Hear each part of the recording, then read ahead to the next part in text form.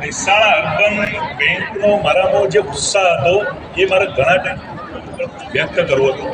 એવું કોઈ પ્લેટફોર્મ મળ્યું નહોતું. આજે આટલો સરસ મંચ હતો તો મને એમ થયું કે ચાલો હું બી કંઈક મારી બેંક વિશે કંઈક કહું. એકચ્યુઅલમાં હું સ્ટેજ પર મારી લાઈફમાં પહેલી વાર ઊભો થયો છું. મને થોડુંક શરીર બી કાપે છે કે કેવી રીતે વાત કરાય. મારા પપ્પા ત્યાં બેઠા છે, એ ના પાડતા હતા કે જયેશ આપણું કામ નથી આટલું મોટું ઓડિયન્સમાં સ્ટેજ ઉપર જવું. મેં કીધું ના પપ્પા, મહેસાણા અર્બન બેંકે મને એટલું બધું આપ્યું છે કે હું મારી વાત કરું. હું આજથી લગભગ 7 કે 8 વર્ષ પહેલાં મહેસાણા અર્બન બેંક બોપલમાં શાખા ખોલી હતી. એમાં પહેલો કસ્ટમર હતો, પહેલું જ ખાતું મારું ખોલ્યું હતું. ત્યારે મારી દુકાન એકદમ નાની હતી. હર્ષદભાઈ સાહેબ મેનેજર હતા.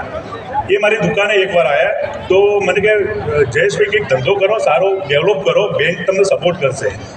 તો મને એ વખતે મારી પર્સનલ 1 લાખ રૂપિયાની લોન એમને આપી હતી. એનાથી મેં મારો બિઝનેસ ચાલુ કર્યો. પછી ટર્નઓવર કરો, થોડું મોટું ટર્નઓવર કરો, તો એમને મને 5 લાખની સીસી કરી આપી. પછી જેમ જેમ હું આગળ જતો ગયો એમ એમને 5ની 10 કરી, 10ની 20 કરી, 25 કરી.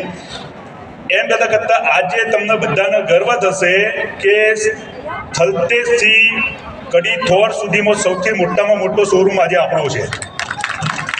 પ્લસ બીજું, મેં મારી જેટલી પણ પ્રોપર્ટી લીધી, બહુ નાનો માણસ હતો. જ્યારે હું મહેસાણા અર્બન બેંકની કોન્ટેક્ટમાં આવ્યો ત્યારે હું બહુ જ નાનો માણસ હતો. આજે તમને બધાને કહેતા મને આનંદ થાય છે કે અમદાવાદની અંદર મારો લગભગ 3 થી 4 ફાર્મ છે. કડીમાં મેં 15 વીઘા જમીન લીધી છે, મહેસાણામાં જમીન લીધી છે.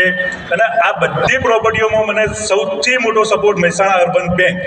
હર્ષદભાઈ સાહેબ એક અમારા બોપલના બ્રાન્ચ મેનેજર, એક એવા વ્યક્તિ છે કે કંઈ પણ ડોક્યુમેન્ટમાં સહી જોતી હોય કે જયેશભાઈ આ સહી બાકી છે, તો હું કહું ભાઈ આજે હું હાજર નથી, કે કંઈ વાંધો નહીં, ચલો સાંજે હું આવીને તમારે ત્યાંથી સહી કરાવી દઈશ. શોરૂમ એ જાતે આવે ને સહી કરાવે. એટલે અર્બનનો સ્ટાફ એટલો સરસ છે કે અમારા સિલનથી બોપલ જવું હોય ને તો રસ્તામાં ગુજરાતની બધી બેંકો આવી જાય, પણ અમે અમારા એમ્પ્લોય જે પણ છે એને સ્પેશિયલ બોપલ દોડાવીએ છીએ, કારણ કે આપણી પોતાની બેંક છે. એટલે મને બહુ જ માન છે અને હું ગર્વથી બધાને કહું છું મહેસાણા અર્બન બેંક મારી પોતાની છે. જય હિન્દ. ખૂબ જ સરસ વાત.